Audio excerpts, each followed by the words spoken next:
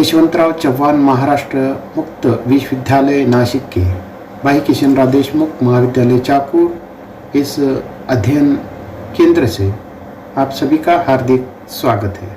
मैं डॉक्टर धीरज भत्ते, हिंदी विभाग प्रमुख, संजीवनी महाविद्यालय चापोली, इस ऑनलाइन ताशिका में आप सभी का हार्दिक स्वागत है। स्नातकोत्तर स्तर MA हिंदी प्रथम वर्ष के हम पहले प्रश्न पत्र को हम देख रहे हैं, जिसका नाम हिंदी साहित्य का इतिहास है।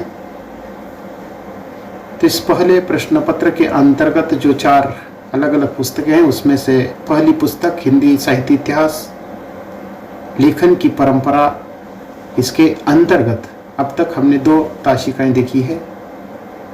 इसके पूर्व की ताशिका में हमने हिंदी साहित्य इतिहास लेखन की आवश्यकता और उपयोगिता, इस इकाई के अंतर्गत साहित्य इतिहास लेखन का अर्थ और स्वरूप हमने देखा है।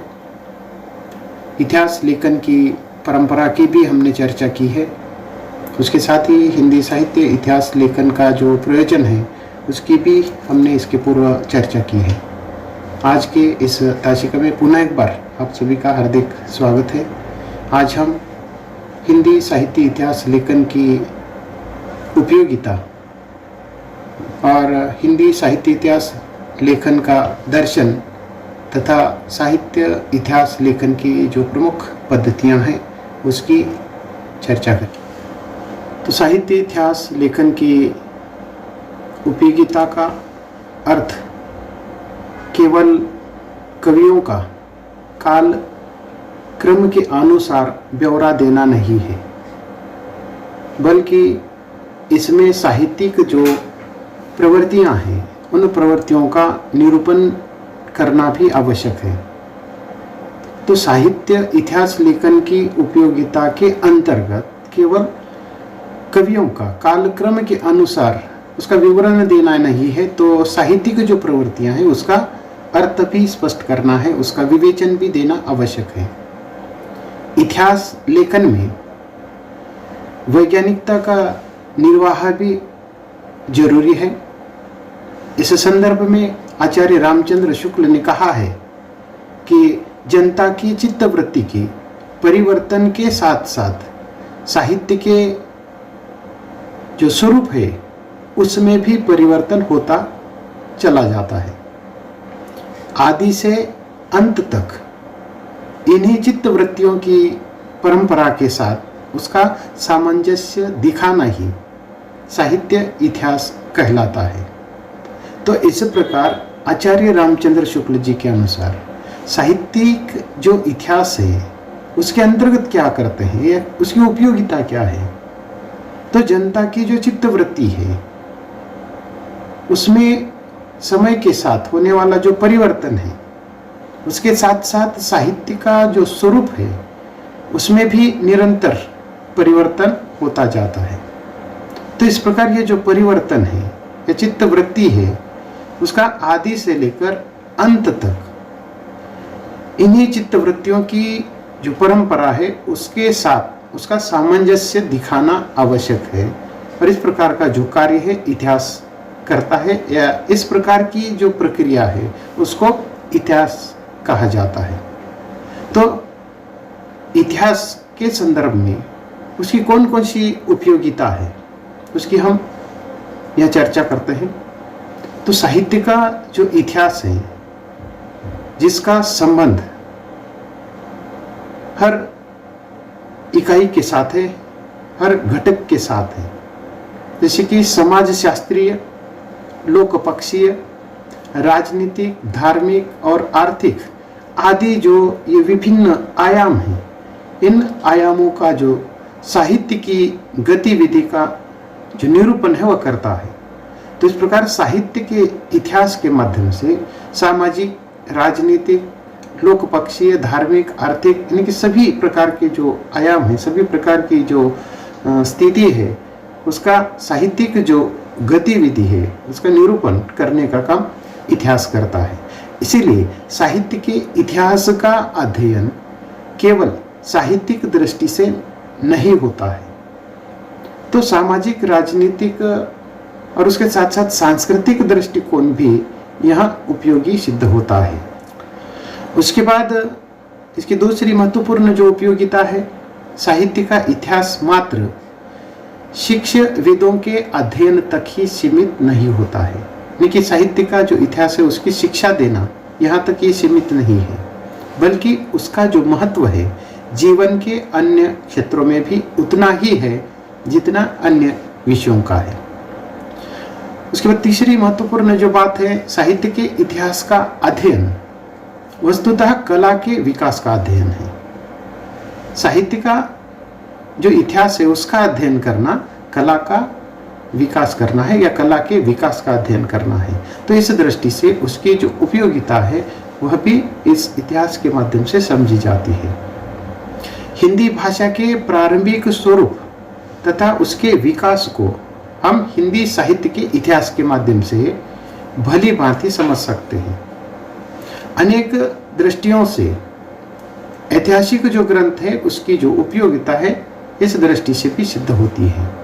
तो इस प्रकार हिंदी साहित्य का जो आरंभिक स्वरूप है या उसका जो विकास है या उसको हम आदि से लेकर आज तक भली भांति हम समझ सकते हैं। लेकिन प्रारंभिक स्वरूप और उसका जो विकास है हम हिंदी साहित्य के माध्यम से समझ सकते हैं। तो इस प्रकार ये कहा जा सकता है कि साहित्य इतिहास की जो आवश्यकता है अनेक कारणों से उसकी जो अनुभूति है, उसका जो अनुभव है वह किया जाता है। उसी प्रकार समाज, उसके बाद साहित्य है, संस्कृति, ये जो तीन महत्वपूर्ण जो बातें हैं, इन तीन बातों के माध्यम से या तीन दृष्टियों से उसकी उपयोगिता अत्यंत महत्वपूर्ण होती है। इतिहास का संबंध जैसे कि समाज शास्त्र से है, लोक पक्षीय है, राजनीतिक, धार्मिक और आर्थिक, ये जो विभिन्न प्रकार के जो आयाम हैं उसके साथ इसका संबंध है। तो इस दृष्टि से विभिन्न दृष्टि के माध्यम से हम उसका अध्ययन करते हैं। जैसे कि हिंदी साहित्य के इतिहास के माध्यम से हम हिंदी भाषा का जो प्रारंभिक जो स्वरूप है उसका जो विकास क्रम है तो इस इतिहास के माध्यम से ही अच्छी तरह से हम समझ सकते हैं। उसके बाद हिंदी साहित्य इतिहास लेखन की जो ये परंपरा है उसके अंतर्गत और एक महत्वपूर्ण जो मुद्दा है साहित्य इतिहास लेखन का दर्शन है, यानी कि दृष्टिकोण किस प्रकार का है। साहित्य का इतिहास लेखन करने का दृष्टिकोण कौन कौन सा है, किस प्रकार से उसको देखा जाता है, उसको किस प्रकार से किस दृष्टिकोण से लिखा जाता है, ये भी समझना आवश्यक है। तो इतिहास के अध्ययन के विभिन्न जो विद्वान हैं उन्होंने विभिन्न प्रकार के दृष्टिकोणों का जो प्रयोग है वह लेखन करते समय करते हैं। और ये जो दृष्टिकोण है इन दृष्टिकोणों की भी दृष्टिकोण भी समय समय पर बदलता रहता है। और इसी तथ्य के आधार पर ये जो इतिहास दर्शन है इस विषय की स्थापना हुई है, जिसमें इतिहास के संबंध में प्रयुक्त व प्रचलित जो विभिन्न दृष्टिकोण है, विभिन्न जो धारणा है या विभिन्न जो विचारधारा है उसका अध्ययन इतिहास के माध्यम से किया जाता है। तो इस प्रकार इतिहास का जो संबंध है वह प्रचलित या प्रयुक्त जो विभिन्न दृष्टिकोण है, विभिन्न धारणा है, विभिन्न प्रकार की जो विचार है उसका अध्ययन करना इतिहास का काम है। तो इतिहास संबंधी इन्हीं विचारों और जो विभिन्न प्रकार की धारणा है उसके समूह रूप को इतिहास दर्शन की संज्ञा दी जाती है। तो इस प्रकार इतिहास दर्शन के अंतर्गत हम क्या करते हैं, तो प्रचलित विभिन्न जो दृष्टिकोण है, विभिन्न प्रकार के दृष्टिकोणों से हम उसको उस विषय को देखते हैं। उसके अंतर्गत विभिन्न प्रकार की धारणाएं होती है, विभिन्न प्रकार के विचारों का अध्ययन इतिहास के माध्यम से किया जाता है और इसी को इतिहास दर्शन कहा गया है।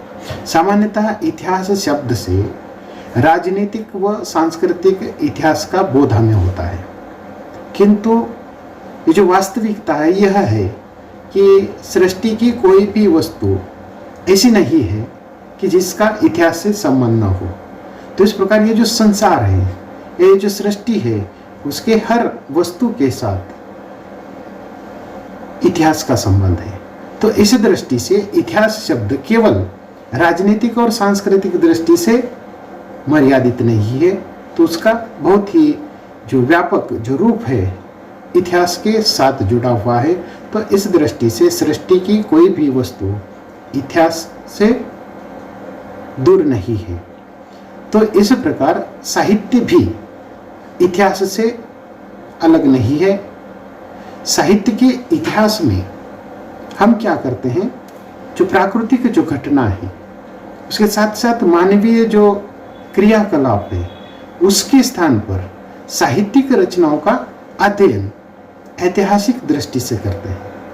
तो इस प्रकार इतिहास के अंतर्गत हर वस्तु के साथ उसका संबंध होता है, परंतु हमारा जो दृष्टिकोण है इतिहास में हम प्राकृतिक जो घटना है या मानवीय जो क्रियाकलाप है उसको ही स्थान देते हैं, परंतु इतिहास का जो ये जो दृष्टिकोण है वो सीमित नहीं है।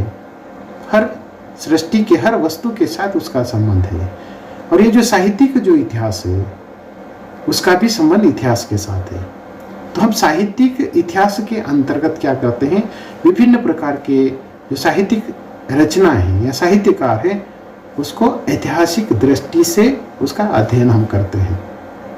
वैसे देखा जाए तो साहित्यिक जो रचनाएं हैं वह भी मानवीय क्रियाकलापों से भिन्न नहीं है।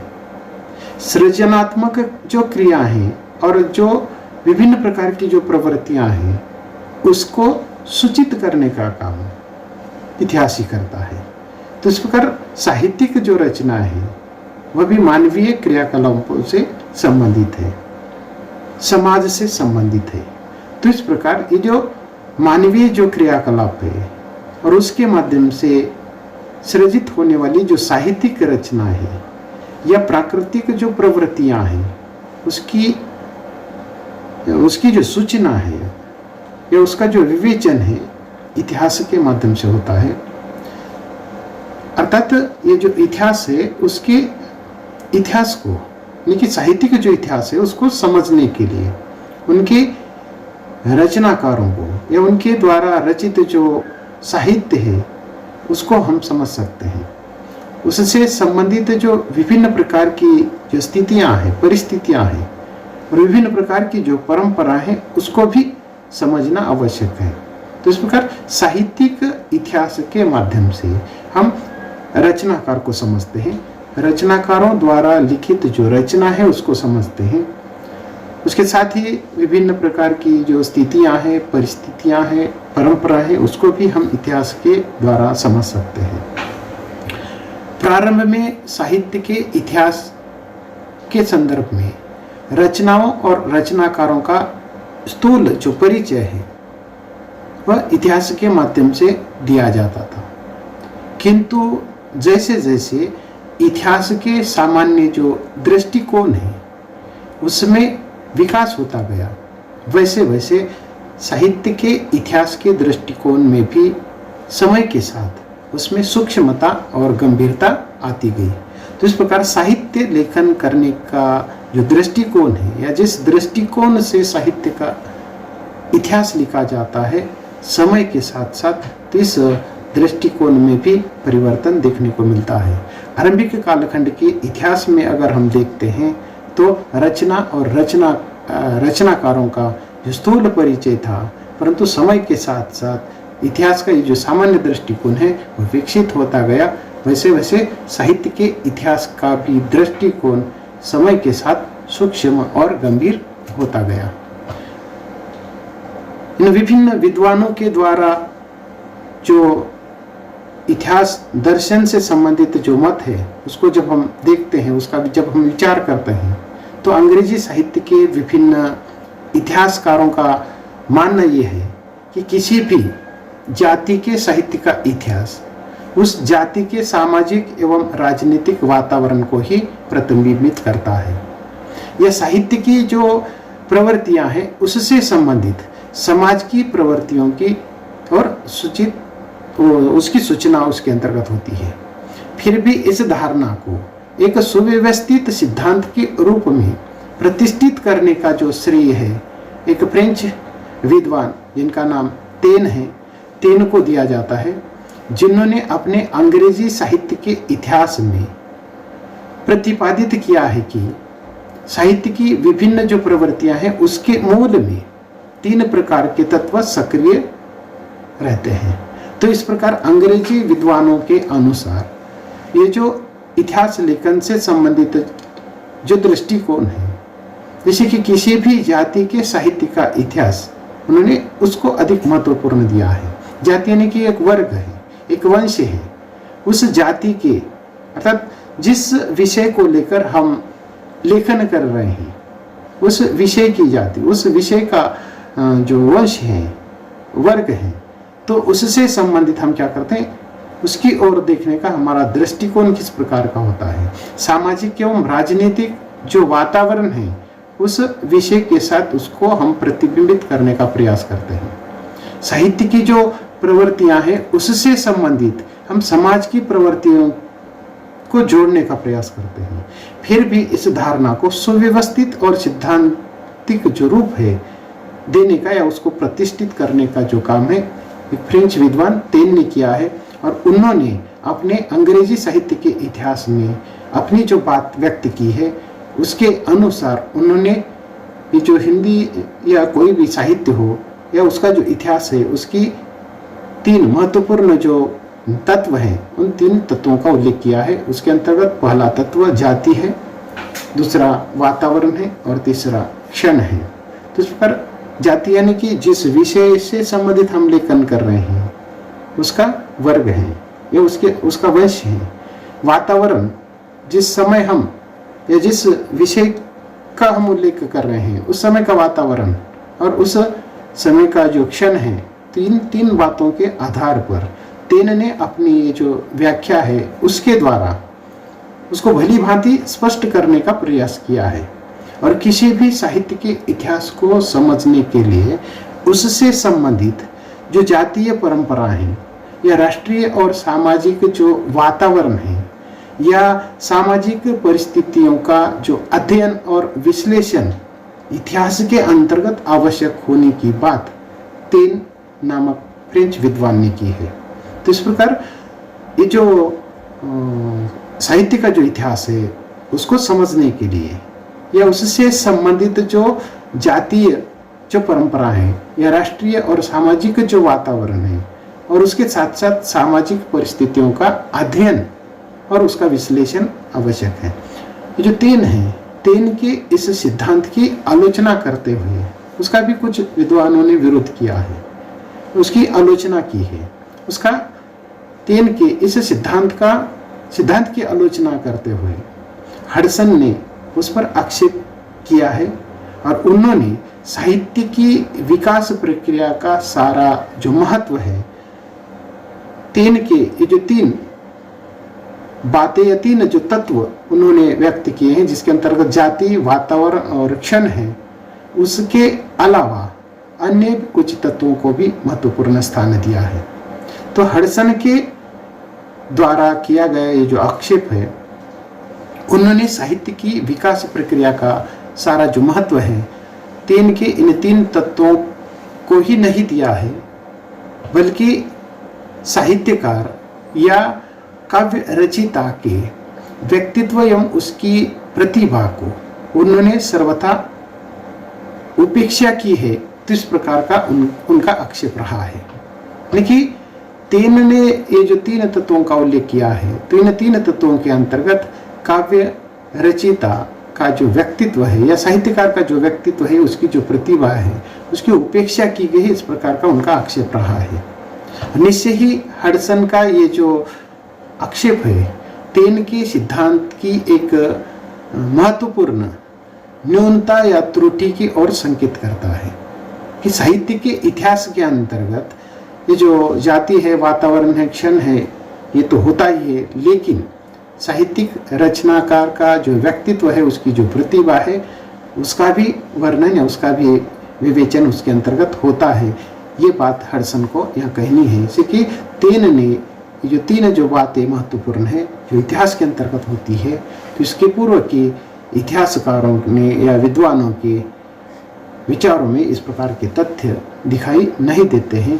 तो इस दृष्टि से तेन के पूर्ववर्ती इतिहासकारों की तुलना में अधिक व्यापक, स्पष्ट और विकसित जो सिद्धांत है प्रस्तुत करने का काम तेन ने किया है, जिसके आधार पर तेन के इस सिद्धांत के आधार पर साहित्य की जो विकास प्रक्रिया है उसको बहुत कुछ स्पष्ट किया जा सकता है। साहित्य के इतिहास की व्यवस्था में जर्मन के भी सिद्धांतों ने यहाँ योगदान दिया है।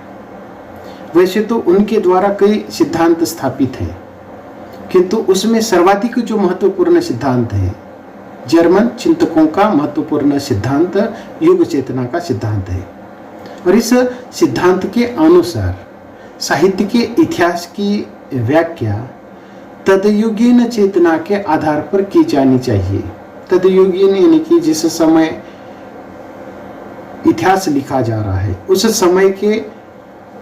समय की चेतना किस प्रकार की, उसके आधार पर इतिहास लिखा जाना चाहिए।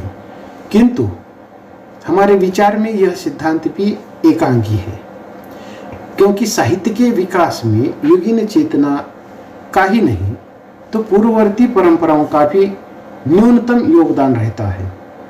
अतः उनकी अपेक्षा करके सारा जो श्रेय है युगीन चेतना को दे देना तर्कसंगत प्रतीत नहीं होता है। तो इस प्रकार जर्मन चिंतकों का जो विचार है, तो जर्मन चिंतक क्या करते हैं, तो हिंदी साहित्य के या किसी भी साहित्य का जो इतिहास है उसकी व्याख्या करते समय तद युगीन चेतना का आधार लेना चाहिए, या उस आधार को ही महत्वपूर्ण स्थान उन्होंने दिया है।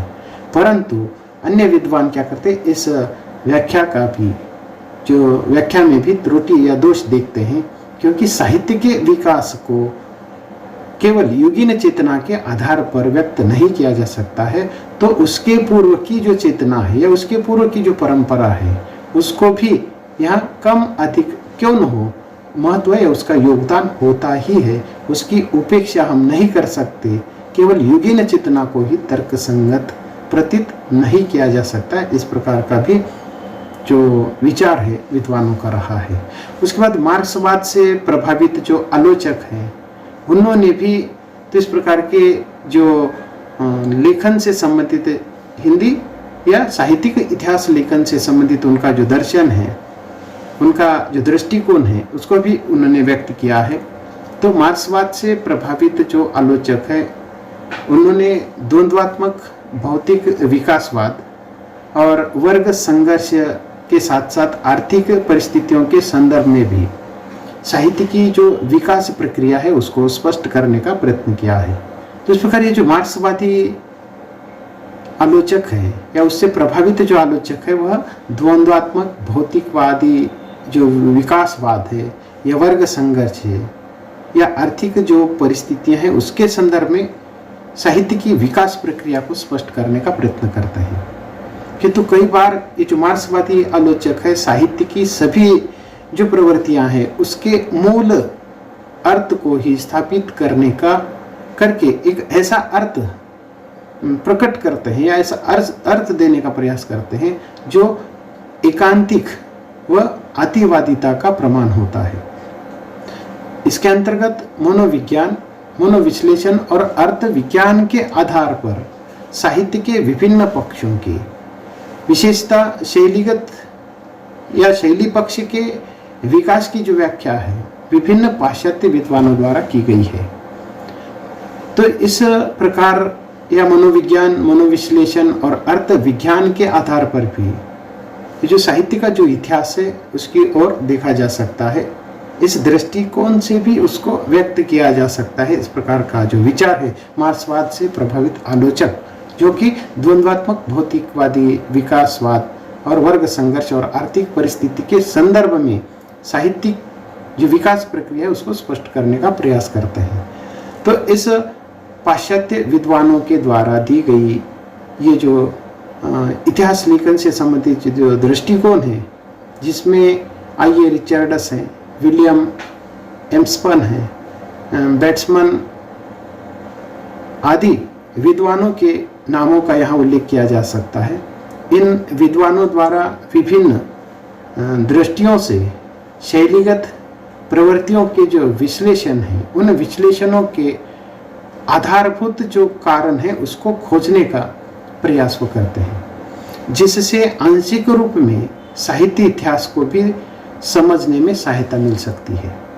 किंतु उनके जो निष्कर्ष हैं, तो उन निष्कर्षों के अंतर्गत जो पारस्परिक सामंजस्य है, एकरूपता और अन्विन्ति का जो अभाव है होने के कारण वे अध्यता के मार्ग को प्रशस्त कम करते हैं और कंटकाकीर्ण अधिक करते हैं।